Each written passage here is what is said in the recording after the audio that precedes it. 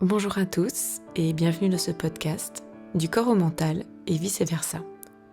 Je m'appelle Camille Allender, je suis diplômée en kinésithérapie depuis 2012, en microkiné depuis 2015 et en périnéologie. Je suis également diplômée de l'EDLPJ, une école d'accompagnement psychocorporel et énergétique depuis 2022, fondée par Thierry Janssen et suis co-animatrice. Ce podcast a pour vocation de renseigner et proposer des pistes d'ouverture, de conscience sur nos maux du quotidien, corporels, psychologiques, émotionnels, énergétiques. Il me paraît important de préciser que les témoignages sont issus de mon expérience du libéral depuis plus de 14 ans et sont utilisés à des fins purement pédagogiques. Chaque patient a donné son accord préalable, les noms et les situations seront modifiés pour préserver l'anonymat de chacun. En cas de doute, consultez votre médecin et faites-vous accompagner par les paramédicaux et médicaux qui vous entourent, kinés, infirmières, psychologues. Tout ce qui sera exposé ici n'est pas contre la médecine classique, bien au contraire. J'espère pouvoir créer un pont sain, en bonne entente des limites de chacun, et pourquoi pas le faire avec un peu d'humour. Bonne écoute. L'amour et les relations. Ah, l'amour, c'est le sujet au cœur de nos vies. Tellement de livres, de films, de chansons, de tableaux à ce sujet. Quelle prétention de s'atteler à l'amour, complexe, vaste et universel sujet. Allez, même pas peur. Alors, première question, selon vous, l'amour est une émotion ou un sentiment ? Eh bien, c'est un sentiment qui peut prendre différentes formes.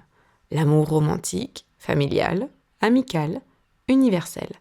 Et qui a différents degrés. Les émotions sont des choses plus primaires, plus simples, comme dans le film Vice-versa. La joie, la peur, la colère ou la tristesse, en gros. Les émotions, du latin emovere, ont pour fonction de nous mettre en mouvement ou de nous donner des informations sur notre environnement et si on est aligné avec celui-ci ou pas. Les sentiments sont plus complexes et souvent proviennent de notre cortex et font bien souvent un bazar sans nom. Bref, revenons à l'amour. Avez-vous déjà ressenti de l'amour ? Quand ? Pour qui ? Pourquoi ? Et est-ce encore d'actualité ? Un bon moyen de savoir si de l'amour est de l'amour est ce qui se passe dans votre poitrine et si c'est conditionnel. Si quand les conditions de notre vie changent, l'amour est toujours là. L'amour n'a pas de fin, à ne pas confondre avec l'attachement ou le sentiment amoureux. Le siège de l'amour est notre poitrine, que je vous invite à ouvrir grand, à respirer avec cette dernière en détendant un maximum vos intercostaux. Ancrez-vous et gardez les yeux ouverts. Prolongez vos respirations de longues minutes. Oui, c'est une forme de méditation du cœur ouvert. Ah, l'amour et les relations. Je ne t'aime plus, je t'aime si tu m'aimes. Notre nature humaine fait que nous nous fourvoyons et nous nous déresponsabilisons par rapport aux relations. Pensez à une relation qui va moyen en ce moment dans votre vie. À combien estimez-vous votre part de responsabilité dans ce lien ? Et l'autre ? Eh bien, peu importe ce qui s'est passé entre adultes sans pathologie psychiatrique, sachez que c'est toujours 50-50. Oui, je sais, ça ne fait pas plaisir à entendre, parce que mon frère m'a volé, ma femme m'a trompé, je me dispute sans cesse avec mon fils à cause de sa femme, mon conjoint est un feignant, etc., etc. Autant de motifs que l'on trouve pour rejeter la faute sur l'autre. Pour apaiser une relation, il faut déjà avoir l'intention d'y mettre de la paix. Comme souvent, c'est l'intention qui compte. Attention, il ne s'agit pas de se taire ou de laisser faire, ou au contraire tout diriger, mais déjà de prendre la valeur de cette relation et de se regarder soi-même dans cette danse avec l'autre. Ça demande souvent l'intervention d'un thérapeute, car se voir dans ses propres névroses n'est pas une chose aisée.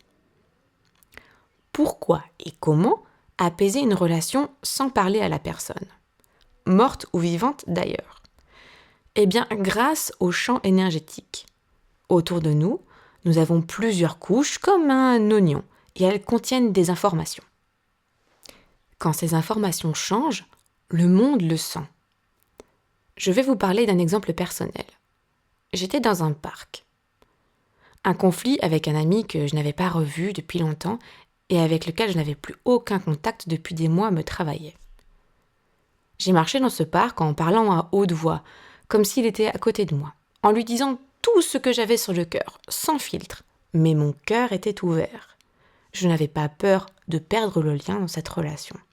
Et c'est ça qui fait toute la différence. Je lui ai donc parlé à cœur ouvert toute cette promenade.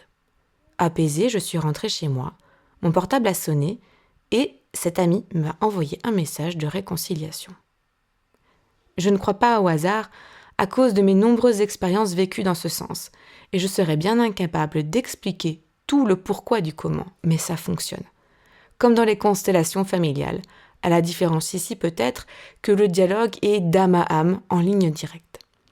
Depuis cet événement, j'ai utilisé souvent ce mode de fonctionnement, en plus du dialogue dans la réalité bien sûr, et il s'est révélé très efficace.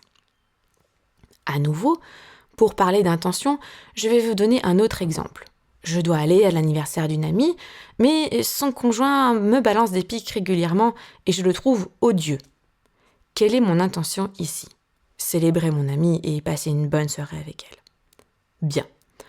Au moment où son conjoint m'enverra ces fameuses piques, je peux lui en envoyer une autre, une répartie cinglante, ou, si mon intention est celle de paix, cette répartie n'arrivera pas, et même lui n'aura même pas l'idée de m'envoyer une pique. Je vous assure que c'est notre champ énergétique et notre intention quand nous sommes quelque part qui change tout. C'est ça, la force du champ, et ma part de responsabilité dans la relation.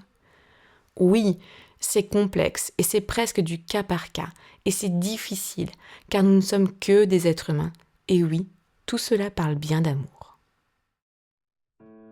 Si des questions apparaissent après ce podcast, vous pouvez m'écrire sur microkiné.alsace@gmail.com ou si vous souhaitez prendre rendez-vous, vous trouverez mes disponibilités sur rezalib.fr. D'ici là, prenez soin de vous. À très vite!